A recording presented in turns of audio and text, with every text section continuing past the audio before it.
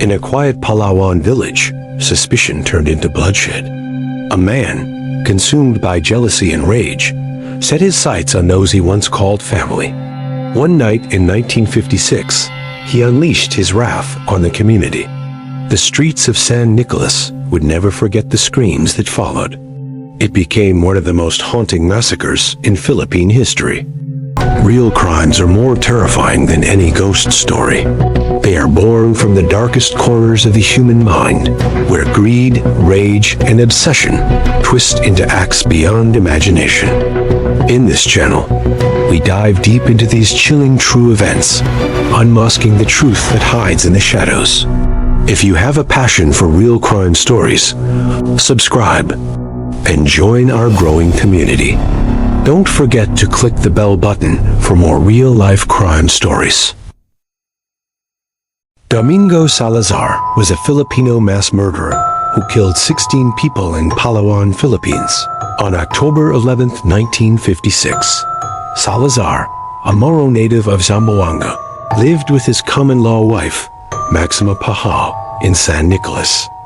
Due to his suspicions that his wife had an affair with her sister's husband, Fortunato Nares, and that the child she was pregnant with was not his own, he planned to vindicate his honor by taking his vengeance on them.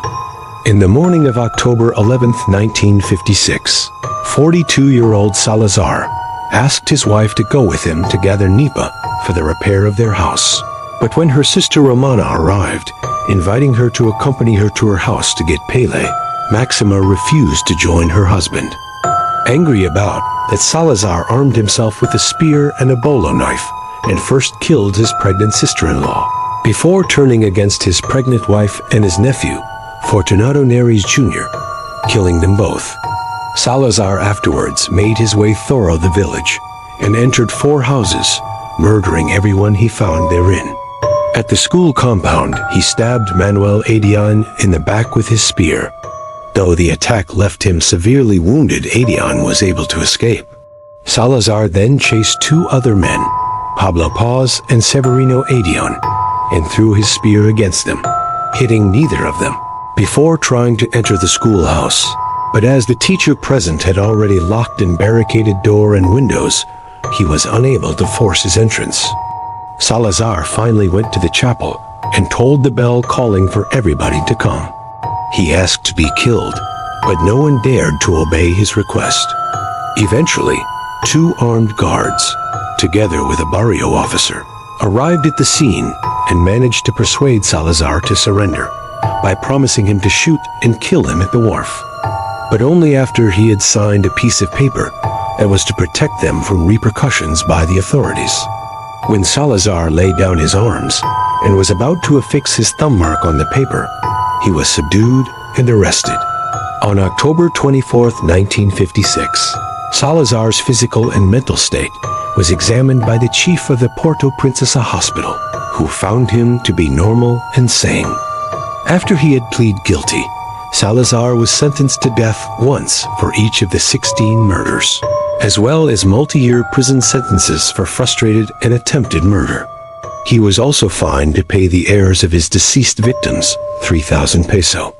On June 30, 1959, during his appeal hearing, the sentence was overall confirmed, but the court found his confession and admission of guilt mitigating. So his conviction for the murders of Maxima and Romana Pahao, as well as Fortunato Nares, was changed to reclusion perpetua. The indemnity to his victims' relatives was raised to 6,000 peso. Sentenced to death in 1956, resentenced to reclusion perpetua on June 30, 1959.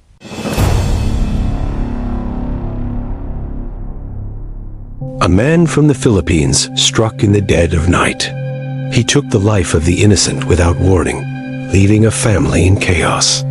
The sound of the Bolo's blade shattered the silence. A desperate escape became the only hope for survival. The community awoke to a tragedy they would never forget. Real crimes are more terrifying than any ghost story. They are born from the darkest corners of the human mind, where greed, rage, and obsession twist into acts beyond imagination.